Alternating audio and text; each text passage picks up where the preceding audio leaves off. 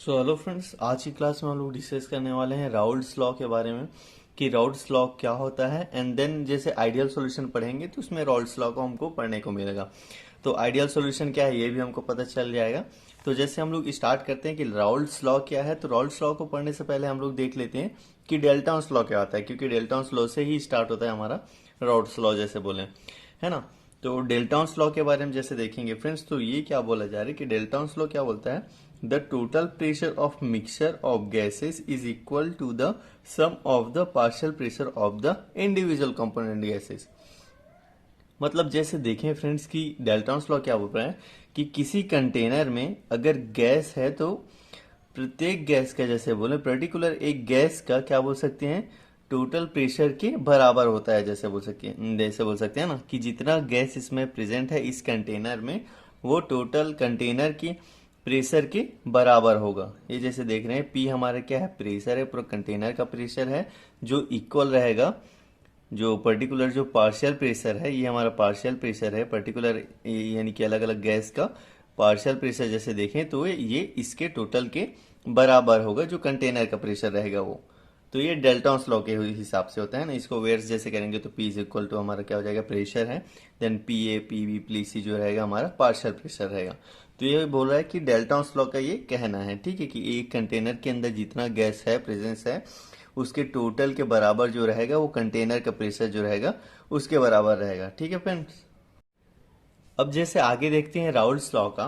तो इसके बाद जैसे इसको हम लोग क्या कर देते हैं, समीकरण फर्स्ट लिख लेते हैं, ठीक है, इक्वेशन फर्स्ट।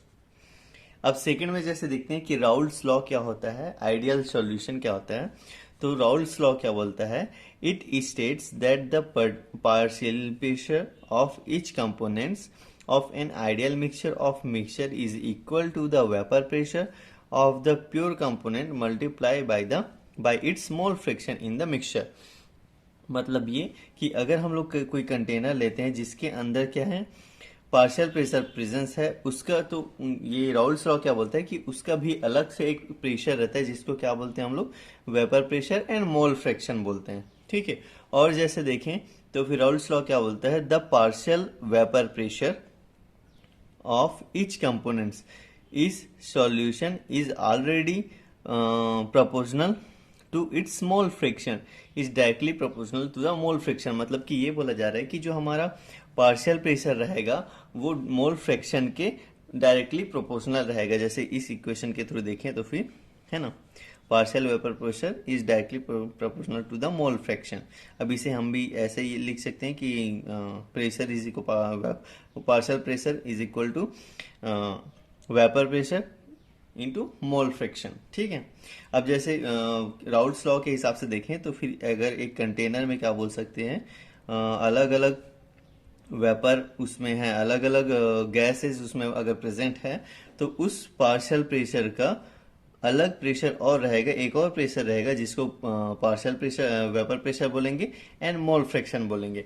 अब मोल फ्रैक्शन का जैसे इक्वेशन देखें, मोल फ्रैक्शन क्या होता है, तो mole fraction is equal to, अगर ए के हिसाब से देखें, अगर ए गैस का जैसे देखें तो फिर मोल फ्रैक्शन क्या होगा, X A is equal to P A, यानी कि मोल ऑफ सॉल्यूट, किसी भी सॉल्यूट का, जैसे एक गैस के सॉल्यूट का mole of solute upon P A plus P B plus P C, यानी कि टोटल, जैसे बोले टोटल मोल ऑफ सॉल्यूशन, जितना भी टोटल जो मोल है उनका टोटल, जैसे सॉल्यूशन का टोटल जैसे बोले मोल का, है ना, P A plus P B plus P C. तो ये होता है मोल फ्रैक्शन। इसको ध्यान से समझिए फ्रेंड्स, ठीक है, कि डेल्टॉन्स लॉ का मतलब ये बोल रहा है कि ये क्या है, किसी भी कंटेनर में अगर गैस प्रेजेंट है तो उस गैस का पार्शियल प्रेशर जो रहेगा वो उस पूरे कंटेनर के प्रेशर के इक्वल रहेगा। लेकिन राउल्ट्स लॉ क्या बोलता है कि उस कंटेनर के अंदर जितना भी पार्शियल प्रेशर है उसका भी अलग एक प्रेशर रहता है, जिसे बोलते हैं हम वेपर प्रेशर और मोल फ्रैक्शन, ठीक है।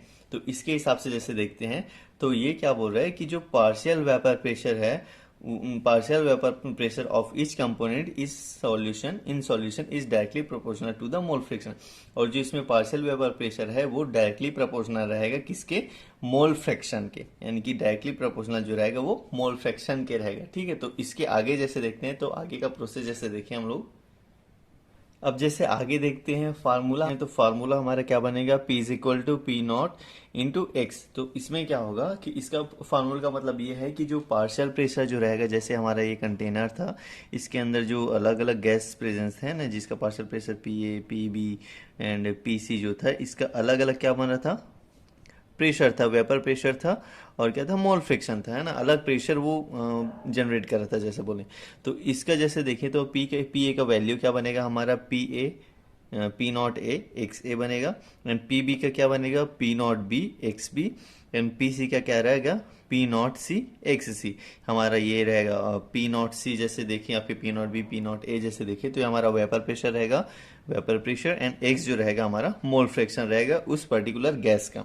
अब इसमें जैसे वैल्यू में प्यूट करते हैं हम लोग, कौन सा वैल्यू, जो हम लोग डाल्टन्स लॉ को देखे थे, उसमें जो वैल्यू बना था हमारा P is equal to P A plus P B plus P C, जो प्रेशर जो रहेगा वो पार्शियल प्रेशर के इक्वल रहेगा, पर्टिकुलर जो पार्शियल प्रेशर उस कंटेनर में प्रेजेंस रहेगा उसके टोटल के बराबर रहेगा जैसे देखें, है ना। तो उसमें जैसे फार्मूला में पुट कर रहे हैं कि P इज इक्वल टू हमारा ये बन जाएगा P naught A X A plus ये वाला जो वैल्यू था उसको हम लोग इसमें पुट कर देंगे, पी ए का वैल्यू, पी बी का वैल्यू, पी सी का वैल्यू को। तो P naught A P X A plus P naught B X B plus P naught C X C, ये हमारा क्या रहेगा, डाल्टन्स लॉ का फॉर्मूला रहेगा। ठीक है फ्रेंड्स, ये हमारा क्या है, अच्छा सॉरी, ये राउल्स लॉ का फॉर्मूला हमारा बन जाएगा। अब ये राउल्स लॉ क्या रहेगा, यही हमारा क्या रहेगा, एक आइडियल सॉल्यूशन। आइडियल सॉल्यूशन का मतलब ये कि वो सारे लॉस को फॉलो करे, जैसे राउल्स लॉ हो गया, डाल्टन्स लॉ हो गया, हेनरी लॉ हो गया, इन सारे लॉस को क्या करे, ये फॉलो करे, सारे नियमों का पालन करे, उसको क्या बोलते हैं हम लोग, आइडियल सॉल्यूशन बोलते हैं। अब इसी में जैसे देखें कि अगर हमारा जो पार्शियल प्रेशर है वो वेपर प्रेशर और मोल फ्रैक्शन से क्या हो, कम हो, तो उसको क्या बोलेंगे हम लोग, निगेटिव डेविएशन बोलते हैं। ठीक है फ्रेंड्स, अगर क्या बोलें कि जो प्रेशर जो है, पार्शियल प्रेशर जो है वो क्या हो, जो हमारे मोल फ्रैक्शन और वेपर प्रेशर की क्या हो, वेपर प्रेशर से अगर कम हो, है ना, उसका प्रेशर, इसका प्रेशर ज्यादा हो इतने का, इसका कम हो, तो वो क्या कहलाता है, नेगेटिव डेविएशन कहलाता है। अगर जो प्रेशर जो है, पार्शियल प्रेशर जो है वो क्या हो, वेपर प्रेशर मोल फ्रैक्शन से ज्यादा हो, तो उसे क्या बोलते हैं, पॉजिटिव डेविएशन। अब पॉजिटिव डेविएशन मतलब इसमें एक में कम एक में ज्यादा ऐसे हो रहा है, तो इसे क्या बोला जाता है, नॉन आइडियल सॉल्यूशन बोला जाता है। क्योंकि वो नॉन आइडियल इसलिए ये बोला जा रहा है क्योंकि वो इसमें क्या हो रहा है, कम या ज्यादा हो रहा है, इसमें इक्वल है सारे, है ना, तो उसे क्या बोला जाता है, नॉन आइडियल सॉल्यूशन बोला जाता है। ठीक है friends, so friends I hope आप सबको राउल्स लॉ और डाल्टन्स लॉ अच्छे से समझ आ गया होगा, क्या होता है आइडियल सॉल्यूशन वो भी समझ में आ गया होगा। ये आप लोग को फिजिकल फार्मास्यूटिक्स का जो सब्जेक्ट रहेगा आप लोग का 3rd सेम में, है ना, उसमें ये सब चीज़ पढ़ने को मिलेगा। सॉल्युबिलिटी जो वाला चैप्टर जो रहेगा, फर्स्ट चैप्टर ही है सॉल्युबिलिटी का, तो उसमें आइडियल सॉल्यूशन जैसे पढ़ोगे तो फिर उसमें राउल्स लॉ और डाल्टन्स लॉ पढ़ने को मिलेगा। तो आई होप आप लोग को अच्छे से समझ आ गया होगा कि राउल्स लॉ क्या होता है, डाल्टन्स लॉ क्या होता है। अगर आपको आज का क्लास थोड़ा भी हेल्पफुल रहा होगा तो प्लीज़ चैनल को सब्सक्राइब करें, लाइक करें, अपने फ्रेंड्स को शेयर करें, and thanks for watching this video.